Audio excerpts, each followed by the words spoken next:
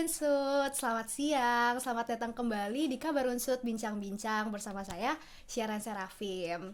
Apa kabar nih kalian semua? Aku harap kalian baik-baik aja ya untuk mengikuti podcast pada siang hari ini. Dan podcast ini, pada kali ini kita akan mengundang tamu yang spesial, yaitu Wakil Rektor Bidang Akademik. Mungkin Prof bisa memperkenalkan diri terlebih dahulu. Oke, terima kasih Dek Sharon dan para generasi Unsut yang berbahagia. Izinkan saya memperkenalkan diri. Nama Profesor Dr. Insinyur Ahmad Sodik. Saya saat ini sebagai Wakil Rektor Universitas Jenderal Sudirman, bidang akademik. Oke, kabarnya gimana nih Prof? Sehat? Alhamdulillah sehat, mudah-mudahan Dek Sharon sehat. Sehat. Oke. Sebelum kita memulai ke podcast kita untuk lebih detail, mungkin aku mau kasih tahu dulu ke kalian kalau tema yang akan kita bawakan pada siang hari ini adalah seputar informasi mengenai Universitas Jenderal Sudirman. Boleh ya, Prof, kita berbincang-bincang? Oke, siap. Oke. Mungkin yang pertama nih, pembahasan pertama yang saya mau tanyakan kepada Prof. Sebagaimana yang kita ketahui kan calon-calon mahasiswa lagi sedang mencari minatnya di beberapa universitas di Indonesia gitu kan. Nah, ternyata mereka ini memiliki minat untuk masuk di Unsut. Kira-kira apa aja sih keunggulan atau keunikan yang Unsut ini punya sehingga mereka bisa mempertimbangkan minat mereka untuk melanjutkan studinya di Unsut gitu, Prof. Oke, Dek Sharon dan para generasi Unsut yang berbahagia.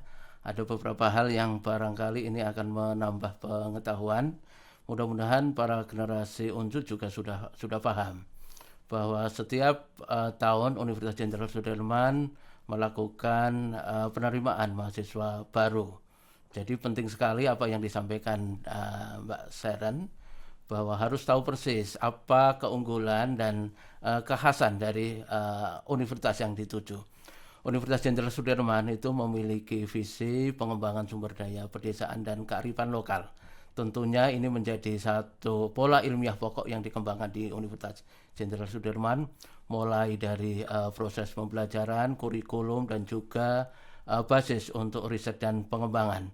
Nah, ini menjadi satu penting sekali bagi adik-adik bila ingin kedepannya ingin mengembangkan sumber daya pedesaan dan juga kearifan lokal. Silahkan Unsut menjadi satu pilihan yang tepat. Barangkali demikian. Oke, ternyata Unsut juga memiliki keunikan-keunikan lainnya gitu yang menjadi pilihan. Jadi ada yang membedakan antara Unsut dengan kampus-kampus lainnya. Betul. Oke, mungkin selanjutnya nih kira-kira ternyata kan mereka tuh udah minat masuk di Unsut dan mereka tuh ingin memilih program studi yang ada di Universitas Jenderal Sudirman. Kira-kira hal-hal apa aja sih yang perlu menjadi pertimbangan mereka untuk memilih program studi agar nantinya tidak akan salah jurusan gitu, Prof? Oke, betul sekali Dek Sharon. Pada banyak kejadian adik-adik baru lulusan SLTA, kemudian juga para generasi yang sudah mendaftar belum berhasil, kecenderungan adalah ada yang ikut teman-temannya. Teman ikut mendaftar prodi tertentu berbondong-bondong ikut. Nah, ini idealnya menjadi satu perhatian bersama bagi adik-adik generasi Unsut bahwa ada beberapa hal yang harus diperhatikan sebelum memilih program studi. Yang pertama adalah berkaitan dengan tahu persis program studi itu akan mempelajari apa, kemudian berkaitan dengan karir kedepannya itu seperti apa. Nah, itu penting sekali. Kemudian yang kedua, bahwa harus diperhatikan juga minat atau passion dari adik-adik semua. Kalau passionnya tidak senang kepada hal-hal yang berkaitan dengan pertanian, ternyata teman-temannya mendaftar pertanian ikut-ikutan. Nah, ini akan menjadi satu hal yang tidak baik. Jadi secara garis besar yang harus diperhatikan adalah mengenai program studi itu sendiri, orientasi kemana, kemudian lulusan berkarir itu di mana. Kemudian yang penting lagi adalah berkaitan dengan apakah cita-cita adik sebagai nanti setelah jadi sarjana. Apakah ingin bekerja di satu institusi tertentu atau adik-adik ingin berwirausaha. Nah, ini nanti akan dijembatani. Secara umum bahwa harapannya bahwa adik-adik lulus akan terserap atau menciptakan pekerjaan atau adik-adik akan menjadi santis. Nah, ini menjadi pertimbangan. Betul. Kemudian kalau generasi Unsut kemudian yang akan belajar di Unsut itu ingin mengembangkan dan belajar sampai ke luar negeri atau punya pengalaman ke luar negeri, di Unsud juga ada program studi yang berbasis kelas internasional dan program internasional. Saya kira itu beberapa hal yang harus diperhatikan, Dek Sharon. Oke, berarti penting banget ya untuk calon-calon mahasiswa ini mempertimbangkan passion mereka gitu dan melakukan research terkait dengan program studinya apa aja sih yang dipelajari di situ gitu ya. Oke, tadi mereka udah tahu nih ya, mereka tuh memilih suatu program studi dan mereka udah tahu apa saja yang perlu dipertimbangkan. Nah, berarti program studi yang ada di Unsud ini ada berapa sih, Prof? Dan jalur penerimaan untuk mahasiswa ini kira-kira ada berapa gitu? Oke, terima kasih Dek Sharon, adik-adik generasi Unsud. Pertama berkaitan dengan proses penerimaan ke perguruan tinggi negeri ini hampir serupa, termasuk di Universitas Jenderal Sudirman. Jalur pertama adalah melalui seleksi nasional masuk perguruan tinggi, yaitu melalui jalur undangan berdasarkan nilai rapor dan juga prestasi. Kemudian yang kedua adalah jalur melalui ujian tulis berbasis komputer. Nanti masuknya adalah melalui seleksi bersama masuk perguruan tinggi. Kemudian jalur yang terakhir, kalau adik-adik belum berhasil melalui jalur SNMPTN dan SBMPTN, ada jalur yaitu jalur mandiri. Kemudian di mandiri juga itu akan terbagi lagi, Dek Sharon.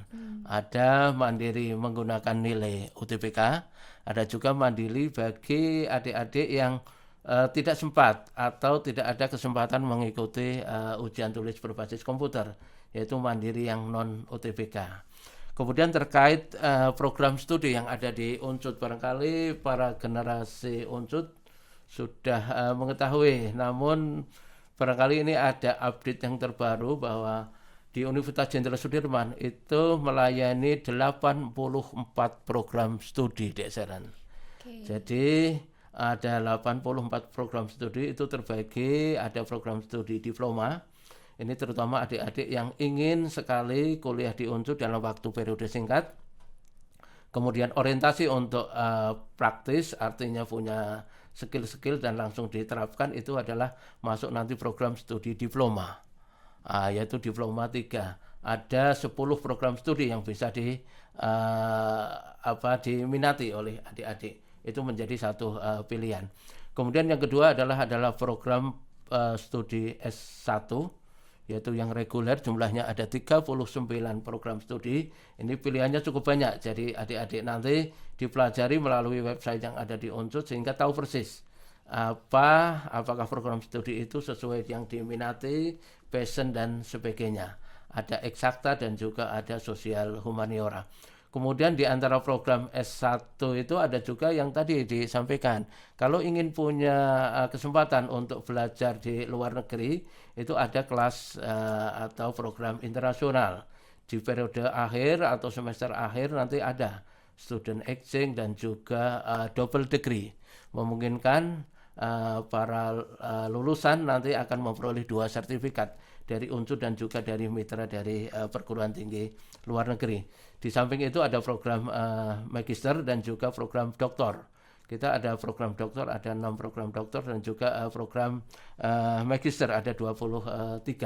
Di samping itu Universitas Jenderal Sudirman juga sudah membuka program anestesi, yaitu program spesialis yang khusus untuk di kedokteran. Ada juga program profesi. Jadi pilihannya sangat banyak, Dek Sharon. Hanya saja untuk para generasi Unsud yang akan mendaftarkan melalui jalur SBMPTN dan Mandiri, ini adalah hanya jalur S1 dan diplom. Oke, berarti banyak banget ya ternyata program studi yang ada di Unsud, mulai dari ada diploma, profesi, S1 dan sebagainya, dan jalur penerimaannya juga ada SNM, ada SBM dan ada Mandiri yang tadi dibagi 2 juga ya, melalui UTBK dan non UTBK. Nah, hal itu menjadi menjadi kesempatan gitu kan untuk teman-teman calon mahasiswa yang mau masuk ke Unsud tuh ada banyak penerimaannya gitu kan. Jadi oke, semangat untuk semuanya. Selanjutnya mungkin sebagai calon mahasiswa nih, mereka kan pasti ingin tahu dong ya lokasi-lokasi kampus yang ada di Unsud gitu. Mungkin ada berapa aja sih, ada berapa aja dan di mana saja gitu kampus yang ada di Universitas Jenderal Sudirman. Oke, Dek Sharon, mudah-mudahan para generasi Unsud ini adalah generasi milenial, tidak sulit menemukan di mana itu lokasi kota Purwokerto. Saya kira semuanya tahu akan mudah dijangkau bahwa Universitas Jenderal Sudirman itu berada di Kabupaten Banyumas di Kota Purwokerto. Kemudian untuk kampusnya ini ada di beberapa tempat. Kampus yang utama itu adalah di Gerendeng. Di lokasi tersebut ada rektorat, kemudian kantor pusat dan juga perpustakaan. Kemudian untuk fakultasnya ada Fakultas Hukum, Fakultas Ekonomi, Bisnis serta Sosial FISIP. Kemudian kampus yang berikutnya ada di Karangwangkal. Ini hampir semua program studi dan fakultas yang berkaitan dengan eksakta itu berada di Karangwangkal. Itu hanya dibatasi perumahan penduduk, jadi tidak terlalu jauh dengan kampus pertama. Kemudian ada satu kampus lagi, yaitu khusus untuk kampus fakultas kedokteran. Ada 2 program studi, yaitu program studi pendidikan dokter dan dokter gigi. Itu lokasinya ada di belakang Rumah Sakit Margono. Ini sebagai satu kesatuan yang menjadi satu atmosfer akademik yang bagus karena kondisinya adalah berdekatan dengan rumah sakit utama. Kemudian yang satu lagi ini Mbak Seren, bagi yang senang jalan-jalan dan barangkali ada satu kampus yang berada di Kabupaten Purbalingga, yaitu khusus untuk program studi teknik. Oke, berarti benar banget ya. Semoga generasi-generasi milenial ini dapat memanfaatkan internet juga gitu kan untuk mencari lebih detail nih terkait lokasinya. Jadi mereka bisa mencari sendiri. Selanjutnya juga tadi sampai ke Purbalingga ya. Berarti teman-teman yang mau jalan-jalan juga bisa banget pasti sambil kuliah. Oke, pertanyaan penutup nih ya, untuk penutup dari pembahasan kita. Jika studi Unsud ini tuh ada memungkinkan gak ya untuk calon mahasiswa tuh untuk belajar dan melakukan magang atau aktivitas di luar kampus gitu, Prof? Oke, Dek Seren, ini pertanyaan bagus sekali dan barangkali hal yang bagus terutama untuk generasi milenial. Generasi adik-adik kita yang baru lulus itu pada umumnya memiliki cita-cita dan cita-citanya itu mudah-mudahan ini bisa terwujud. Pada saat ini kurikulum yang ada di pendidikan tinggi itu mengikuti apa yang kita kenal dengan Merdeka Belajar Kampus Merdeka. Adik-adik diberi kesempatan untuk menguatkan dan menambah kompetensi di samping kompetensi yang ada di program studi, itu diberi kesempatan untuk menambah kompetensi melalui kegiatan-kegiatan proses belajar. Namun belajarnya adalah bukan di kampus, tetapi belajarnya adalah di dunia nyata. Tadi Mbak Sharon menyampaikan ada proses magang. Adik-adik yang berasal dari fakultas tertentu, umpamanya fakultas hukum, pendidikan semester 1 sampai dengan 5-nya ada di fakultas hukum atau semester 4. Kemudian di semester berikutnya ada kesempatan 2 semester itu dapat belajar di luar kampus melalui bentuk magang. Magangnya kalau yang bersangkutan adalah hobi atau punya passion untuk fotografi, boleh magang di tempat-tempat industri fotografi atau juga kuliah di luar kampusnya. Mengambil mata kuliah yang berkaitan dengan fotografi, komunikasi dan sebagainya. Ini satu bentuk kegiatan yang menarik karena harapan begitu mahasiswa lulus nanti akan sudah teradaptasi dengan pekerjaan yang dicita-citakan. Barangkali itu. Oke, berarti ada ya kemungkinan untuk mereka tuh melanjutkan magang atau melakukan aktivitas di luar kampus gitu. Bahkan bisa di dalam negeri dan di luar negeri ya, Prof? Betul, ada beberapa yang punya kompetensi terutama memiliki kecakapan bahasa, ada belajar. Terutama ini adalah mengikuti kuliah-kuliah di universitas terkemuka, terutama terkemuka di dunia. Itu melalui program Indonesia International Student Mobility. Itu ada pembiayaan award berkaitan dengan program tersebut dan ini kompetensi. Salah satu contoh ini Mbak Sherin, ini kelihatannya belum lulus Mbak Sherin ya? Belum lulus. Beliau ada di Fakultas FISIP. Program studinya Hubungan Internasional, tetapi punya kompetensi lebih ini setelah menjadi bergabung dengan Humas yang ada di Universitas Jenderal Sudirman. Ini sebagai contoh, adik-adik nanti di semester 5 di program studi apapun dapat punya kesempatan untuk magang, apakah itu di dalam negeri maupun di luar negeri. Kemudian baru saja ini di Unsud memberangkatkan 42 peserta magang ke negara Jepang. Itu langsung di industri di Jepang. Bukan hanya dari program studi sastra Jepang, tapi justru yang berangkat ini adalah dari program studi perikanan, kelautan, kemudian pertanian dan juga peternakan. Ini sungguh membahagiakan karena kurikulumnya adalah kurikulum yang fleksibel untuk menghadapi tantangan ke depan. Barangkali demikian, Mbak Sena. Oke, berarti kesempatannya juga besar ya untuk teman-teman semuanya kalau mau memulai sesuatu yang baru gitu, apalagi magang sampai ke luar negeri gitu kan. Unsud memiliki fasilitas untuk hal tersebut. Oke, mungkin ini ada pesan-pesan gitu nggak ya, Prof, yang terakhir untuk calon-calon mahasiswa nih yang sekarang lagi mau UTBK nih atau mau melanjutkan mandiri gitu, gimana? Apakah ada pesan-pesan untuk mereka? Oke, terima kasih Dek Sharon. Ini penting sekali bagi adik-adik yang mungkin galau ya proses pendaftaran dan kemarin melalui jalur SNPTN belum diterima. Ini penting sekali bahwa masih ada 2 jalur yang bisa dilalui. Pertama adalah SBMPTN dan jalur mandiri. Terpenting lagi adalah disiapkan dalam waktu dekat ini mulai tanggal 17 sudah dilaksanakan ujian tulis berbasis komputer. Silahkan itu disiapkan. Kemudian ada 3 substansi materi barangkali yang harus disiapkan. Ada tes potensi skolastik, kemudian potensi akademik, dan satu lagi bahasa Inggris. Ini menjadi hal yang utama. Silahkan itu disiapkan. Dan yang berikutnya adalah bagi adik-adik yang berasal di seluruh wilayah Nusantara,